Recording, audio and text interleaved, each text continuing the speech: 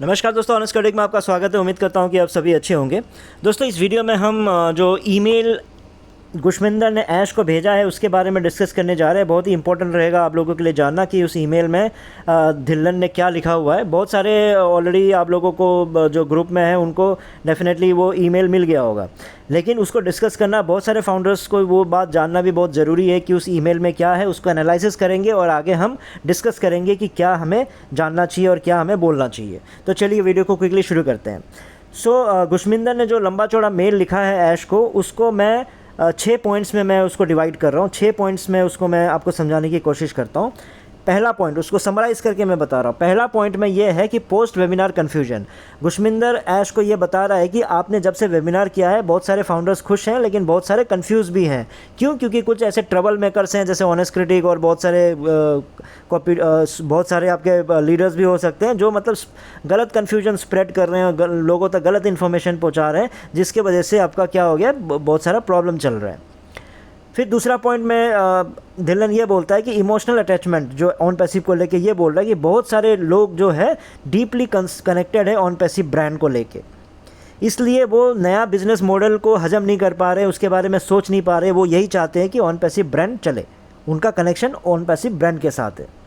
फिर तीसरा पॉइंट में वो ऐश को ये बोल रहा है कि टीम स्ट्रक्चर को लेके कंसर्न दिखा रहा है कि लीडर्स, जो बड़े बड़े लीडर्स हैं, वो चिंता कर रहे हैं कि नया मॉडल जो आएगा उसके साथ ऑन पैसिव का कोई कनेक्शन नहीं है। जब कनेक्शन नहीं है तो उन्होंने 5 से 6 साल में इतना मेहनत करके जो टीम बनाया उस स्ट्रक्चर का क्या होगा।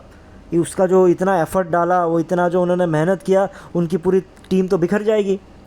तो इसलिए चौथे पॉइंट में वो ऐश से रिक्वेस्ट कर रहे हैं कि भाई जो स्ट्रक्चर बना हुआ है पुराने ऑन पैसिव में, वही वाला स्ट्रक्चर अगर कैरी फॉरवर्ड हो जाए नए वाले बिजनेस में तो मज़ा आ जाएगा, वो बढ़िया रहेगा। इसलिए उससे क्या होगा कि जो जितने लीडर्स हैं वो भी खुश रहेंगे। फिर पाँचवें पॉइंट में वो पेमेंट्स और फाइनेंशियल स्ट्रेस को लेके बताया कि बहुत सारे फाउंडर्स को फाइनेंशियल इश्यूज़ हैं, इसलिए वो क्या है कि जो दोबारा पे नहीं कर पाएंगे, इसलिए उनको डर है और वो दोबारा इन्वेस्ट नहीं करने के नहीं, मतलब उनको डर है कि दोबारा अगर वो इन्वेस्ट करेंगे तो फिर पुराना जैसा कहानी ना हो जाए। इसलिए छठे पॉइंट में वो क्लैरिटी मांग रहे हैं कि वो रिक्वेस्ट कर रहे हैं कि नए प्रोसेस को लेके प्लीज़ वेबिनार में आप बताइएगा कि नया प्रोसेस को लेके है क्या। बाकी आप जो भी कर रहे हो, जो भी मेहनत कर रहे हो, हम सब उसको लेके खुश हैं। तो ये मेल है धिल्लन ने ऐश को डाला है।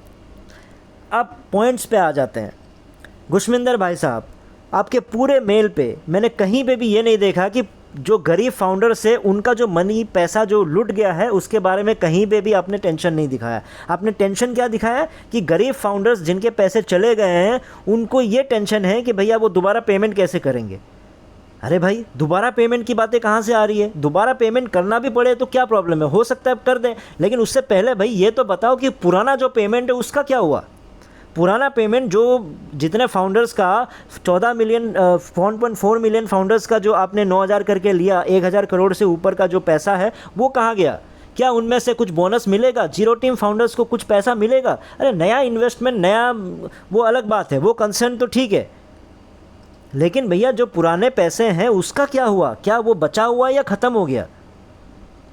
मतलब वो स्ट्रक्चर टीम को लेके टेंशन दिखा रहा है। जीरो टीम फाउंडर्स बोले को कोई प्रॉब्लम, कोई टेंशन नहीं है इसको। उनका पैसा इन्होंने गारंटी ले लिया कि भैया इनके लूट चुके हैं, ये लोग बर्बाद हो चुका है, इनसे हमें मतलब नहीं है। हमें क्या चीज़ का टेंशन लेना है? हमें स्ट्रक्चर का टेंशन लेना है, हमें टीम का टेंशन लेना है। क्यों? क्योंकि भैया अगर मैं इसी टीम को फिर दोबारा दूसरे नई कंपनी में लेके जाता हूँ तो कम से कम अगर मेरे नीचे 10 लाख लोग हैं या 3 लाख लोग हैं तो 3 लाख लोग में 30,000 भी अगर दोबारा फंस जाते हैं तो मेरा काम तो हो गया, ठीक है, मेरा घर तो चल जाएगा। क्या टेंशन है? जितने बड़े बड़े लीडर्स हैं, अगर उनकी टीम दोबारा फॉरवर्ड हो जाती है तो उनमें से अगर कुछ 10% लोगों को भी फंसा चुके हो, दोबारा फंसा देंगे, तब भी भाई उनका काम तो चल जाएगा, वो फिर नए लोगों को शायद जोड़ देंगे। तो इसलिए पूरा गेम, पूरे मेल पे यही नज़र आ रहा है कि अरे स्ट्रक्चर का क्या होगा, टीम का क्या होगा। गरीब लोगों का एक लाइन बोला, उसमें भी ये बोल रहा है कि वो दोबारा पेमेंट कर पाएंगे कि नहीं कर पाएंगे, उसको लेकर टेंशन है। मतलब जो पुराना पैसे को तो ये लोग भूल चुका है, पुराने पैसे को ये लोग भूल चुके हैं, सिर्फ स्ट्रक्चर को लेके। मतलब दोबारा ह्यूमैनिटी के नाम पे फिर पैसा लेना चाह रहा है। अब बस पैसे के नाम पे क्या एक ही चीज़ बोला जा रहा है आप लोगों से, $30 मिलियन जो फंसा हुआ है, 52 मिलियन फंसा है, लेकिन बाकी तो सिर्फ देगा तो 30 मिलियन ना, बाकी तो सैलरी बांटेगा। मतलब आप ही लोगों के पैसे से तनख्वाह देने का प्लानिंग चल रहा है। और जो 30 मिलियन कर रहे हो तो उसमें से 20 से 30 हज़ार लोगों का भी काम नहीं बनने वाला है। जब 20 से 30 हज़ार लोगों का भी काम नहीं बनने वाला है तो बाकी के लाखों लोगों का क्या होगा। तो गुशमिंदर भाई तुमको सिर्फ आपको गट्स दिखाने थे, आपको हिम्मत दिखा के बस 3 इंपॉर्टेंट क्वेश्चंस पूछने थे। मैं कई सालों से इन सारे लीडर्स को मैं समझाते आ रहा हूँ कि भैया आप लोग इतने सारे लीडर हो, पूरी इंडिया आपके पास है, पूरा पाकिस्तान और बांग्लादेश भी आपके साथ हो जाएगा। आप लोगों को हिम्मत करना चाहिए। आपको ऐश से डरने की ज़रूरत ही नहीं है ना, ऐश को आपसे डरना चाहिए। हम लोग अगर पहले क्वेश्चन पूछेंगे तो हम लोगों को रिफंड ले लो बोलते हो, राइट। और बाहर देश से भी कोई क्वेश्चन पूछता था तो ऐश उसको भी दबा के रख देता था। तो क्वेश्चन तो कोई नहीं पूछ सकता था, क्वेश्चन तुम लोगों को पूछना चाहिए था। तुम लोग इतने लोगों ने तुम पे भरोसा किया, इतने लोग तुम्हारे पीछे थे। तुम लोगों के पास गुर्दा होता ना, थोड़ा भी हिम्मत होता ना, बस तुमको ऐश तुमसे डरना चाहिए था कि अरे भाई इनको हमने नाराज़ कर दिया, इनसे अगर हम डर गए तो भैया पूरी टीम हट जाएगी, पूरी टीम लेके निकल जाएगी। लेकिन तुम लोग चमचागिरी पे लग गए, चाटने में लग गए, तुम लोग चमचा बन के रह गए, जिसके वजह से ये हर्ष हो गया। इतने गरीब लोगों का ज़िंदगी जो बर्बाद हुआ ना, तुम डरपोक लोगों, लीडर्स और तुम बेवकूफ़ लीडर्सों की वजह से ये चीज़ हुआ है। क्योंकि तुम लोगों में रीढ़ की हड्डी नहीं थी सीधा होने के लिए।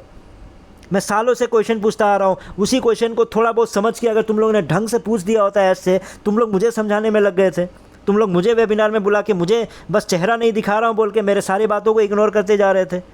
कितने बेशर्म की बात थी। और आज के दिन भी, मतलब आज के दिन कम से कम ठीक है, उस समय तुम लोग अंधभक्त थे, चाटने में लगे हुए थे। आज के दिन जब तुमको पता चल गया कि ऐश 2000 करोड़ को चाट चुका है, उसको दीमक की तरह खा चुका है, तो अभी भी गट्स नहीं दिखा सकते क्या? अभी भी सारे फाउंडर्स तुम्हारा साथ देंगे।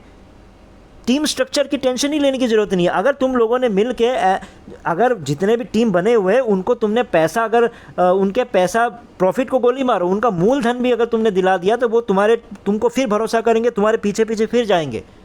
अरे उनका प्रिंसिपल अमाउंट को गोली मारो, जितना इन्वेस्ट किया उसको गोली मारो, उसका 50% भी अगर तुमने दिला दिया ना, तब भी तुम्हारे पीछे पीछे जाएंगे। लेकिन तुमको पता है कि हम दिला नहीं सकते, उनका पैसा हमने लूट दिया, उनको तो हम बर्बाद कर ही चुके हैं। इसलिए तुमको ये टेंशन हो रहा है कि वो भाई हम तो अपने आप टीम नहीं बना पाएंगे, हम तो भैया दोबारा उनसे रिक्वेस्ट नहीं कर पाएंगे। इसलिए ऐसे से रिक्वेस्ट कर रहे हो कि वो स्ट्रक्चर को दोबारा वहाँ पे ला दे, ताकि कम से कम वो टीम बना रहे हैं, उसमें से अगर 10% भी फंस जाए तो फिर हमारा काम चल जाएगा। यही प्लान है क्या? अगर ये प्लान नहीं है तो तुमको 3 इंपॉर्टेंट क्वेश्चन पूछने थे, 3 ही क्वेश्चन पूछने थे। क्या पूछना था? पहला क्वेश्चन ये कि ऑन पैसिव क्या बिजनेस करेगा एसईसी सेटलमेंट के बाद? येस और नो में आंसर चाहिए। ऐश का जो ये बकचोदी वाला जो उसका सिंपल सा क्वेश्चन मैं आप लोगों को 2021-22 में बोलता था कि ऐश कई बातों को चबा जाता है, कई वर्ड्स को चबा जाता है। क्यों? क्योंकि उसके पास आंसर नहीं होता है। वो मुंह उठा के वेबिनार में आ जाता है, बोलने के लिए कुछ होता नहीं है, बस वो फ्लो में कुछ भी कहानियाँ सुना के चला जाता है, जिसकी वजह से सबको लगता है कि अरे क्या चल रहा है, ऐश से कन्फ्यूजन, डिकोड। तुम बोलते थे ना ऐश को डिकोड करना पड़ता है। अरे डिकोड नहीं करना पड़ता था, वो बताता ही नहीं था चीज़ें, क्योंकि उसके पास होता ही नहीं था कुछ बोलने के लिए, झूठ कहानी कह के चला जाता था। तो सिंपल क्वेश्चन अभी तुमको ये पूछना था कि भैया पहला क्वेश्चन कि बिजनेस क्या एसएससी के केस के सेटल होने के बाद ऑन पैसिव बिजनेस में रहेगा कि नहीं रहेगा, येस और नो। ये फालतू की कहानियाँ नहीं गाना कि दिल से हम रहेंगे, आपके साथ जुड़े हुए हैं तो ऑन पैसिव होगा, ऑन पैसिव कहीं नहीं जाएगा, उसका नाम रहेगा। नहीं, बिजनेस करेगा कि नहीं करेगा। अगर बिजनेस करेगा तो कोई बात नहीं, ऑन फाउंडर्स तो इंतजार करने के लिए रेडी है ना, तो तुमको नया बिजनेस मॉडल लाने की क्या ज़रूरत है? रहने दो, जब इतना 6 साल गुजर गया और 2 साल गुजर जाने दो, क्या निकल जाएगा उसमें से? पैसे तो है नहीं ऐश के पास, तो पैसे कहाँ से लाएगा? तो दूसरा क्वेश्चन पूछना था, क्या फाउंडर्स को दोबारा पे करना पड़ेगा नहीं पड़ेगा? सिंपल येस और नो में आंसर, घुमावदार नहीं। तीसरा जो पॉइंट है, आप बोल रहे हो $30 मिलियन को लेके बार बार जो बात कर रहे हो, तो $30 मिलियन तो यार 20 से 30 हज़ार लोगों को बांटने में ख़त्म हो जाएगा। तो बाकी के 13,70,000 फाउंडर्स का क्या होगा? उन 13 जो टोटल मिला के 1,000 करोड़ जो लेके बैठा हुआ है उसको गोली मारो, जो आपने पैकेज के बातों को गोली मारो। 1,000 करोड़ सिर्फ आपने जो फाउंडरशिप के नाम पर उठा लिया, उस पैसों का क्या होगा? वो पैसे से क्यों नहीं थोड़ा बहुत 50% या फिर कुछ बोनस के रूप में फाउंडर्स को दिया जा सकता है? मान लिया आपने मार्केटिंग की तनख्वाह दिया, ठीक है, तनख्वाह तो आप बोलते थे अपने पैसे से दिया, वो तो झूठ था, वो तो समझ में आ ही गया। लेकिन कम से कम इसमें भी 200-300 करोड़ गया होगा, 400-500 करोड़ गया होगा, 500 करोड़ फिर भी बचा होगा। तुम इतना कुछ लेने के बाद भी सिर्फ 250 करोड़ बांटने की बात कर रहे हो। 9,000 करके तुमने 1,000 करोड़ से ऊपर ले लिया, हाँ, और उसके बाद पैकेज बेच के भी तुम बोल रहे हो कि सिर्फ 250 करोड़ बांटूंगा। क्या क्वेश्चन है, सिंपल नहीं पूछना चाहिए था ना कि 13,70,000 फाउंडर्स का क्या होगा, उनको क्या 10-10 रुपया करके वापस मिल सकता है क्या, उनको 10 रुपया छोड़ो 50 रुपये के हिसाब से क्या उनको आप दे सकते हो क्या, कम से कम यही थोड़ा सा हिम्मत जुटा के पूछ लो ना।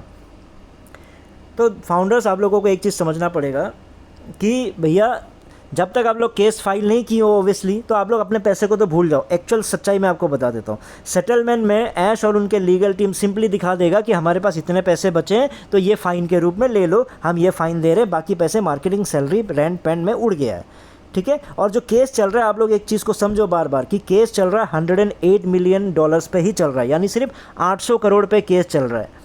तो 800 करोड़ का हिसाब किताब ये लोग कुछ ना कुछ करके दिखा देंगे और बाकी आप लोगों को कुछ फ़ाइन दे देंगे और उतना पैसा तो आप लोगों के पास फिर वापस आ ही नहीं पाएगा। तो अगर वो $108 को अगर दोबारा कोर्ट में शामिल करता है, नहीं $108 नहीं उससे भी ज़्यादा है, 14 लाख फाउंडर्स हैं ऐश बोलता है, तो दोबारा अमेंडमेंट करना पड़ेगा SEC को, दोबारा वो केस को दोबारा अमेंडमेंट करके उसको फाइल करना पड़ेगा। ये लीगल चीज़ें होती है, ऐसे ही मसालेदार कहानी नहीं है कि हाँ अरे $108 फिर ये $52 मिलियन। अरे आप सोच के देखो, $52 मिलियन दुबई में जो फंसा है उसकी बात तो गोली मारो, जो $108 सिर्फ 800 करोड़ की बात कर रहा है ना, लेकिन ऐश बोलता है मैंने तो फाउंडरशिप 14 लाख लोगों को बनाया, जिसके हिसाब से 1000 करोड़ से ऊपर का आपका केस बनता है, पैसे बनते हैं। तो SEC तो उसको भी नहीं छुएगा, क्यों? क्योंकि उन्होंने जो फाइल किया है केस वो $108 मिलियन पे है। तो आप सोच के देखो, क्या वो दोबारा केस करेगा जो $52 मिलियन को लेके? नहीं करेगा ना। SEC क्यों दिलाएगा? SEC का उसमें कोई रोल ही नहीं होगा। SEC भाई पैसा टाइम बचाने के लिए सेटलमेंट कर रहा है कि ऐश को भाई तुम ख़त्म करो कहानी, और ये ऐश बोल रहा है कि वो $52 मिलियन और धिल्लन भी बोल रहा है कि वो SEC दिलाएगा।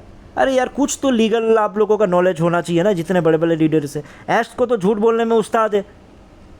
इसलिए ऑन पैसिव का कमबैक के बारे में मैं पहले भी गारंटी दे चुका हूँ कि ऑन पैसिव को मैं गारंटी दे रहा हूँ कि वो दोबारा बिजनेस शुरू नहीं कर सकता। जैसे ही SEC का रिजल्ट आएगा आप देख लेना, ये बात पक्का हो जाएगा। इसलिए पहले से ही ऐश ने भी आप लोगों को बता दिया, लेकिन आप लोग समझ नहीं पा रहे हो, पता नहीं क्यों नहीं समझ पा रहे हो। धिल्लन समझने को रेडी नहीं है। मैंने बोला अगर ऑन पैसिव दोबारा बिजनेस करने लगेगा तो मैं $1000 देने को रेडी हूँ, मैं आपसे शर्त लगाया हुआ है। और दूसरा, no money for new plan. अगर नया जो प्लान है वो आता है तो पैसा लेके ही छोड़ेगा ऐश, बिना पैसा के वो नया बिज़नेस करेगा ही नहीं। या फिर अगर वो ऐश ने अपना दिमाग लगाया, नहीं भी लगाया तो मैं दिमाग दे देता हूँ ऐश को कि ऐश तुम एक काम ये कर सकते हो कि सबको फ्री में ज्वाइन करवा दो और बोलो कि भैया मैं दयालु हूँ, तुम लोग फ्री में ज्वाइन कर दो, लेकिन उसके बाद जैसे ही तुम नए लोगों को लेके आओगे उसका कमीशन आप लोगों को मिलना शुरू हो जाएगा। तो सोच के देखो, $100 का प्लान है लेकिन मैंने आप लोगों को फ्री में दे दिया, लेकिन आप लोग जैसे ही लोग लेके आओगे उसका पहला लोग का ही कमीशन आपको मिलना शुरू हो जाएगा।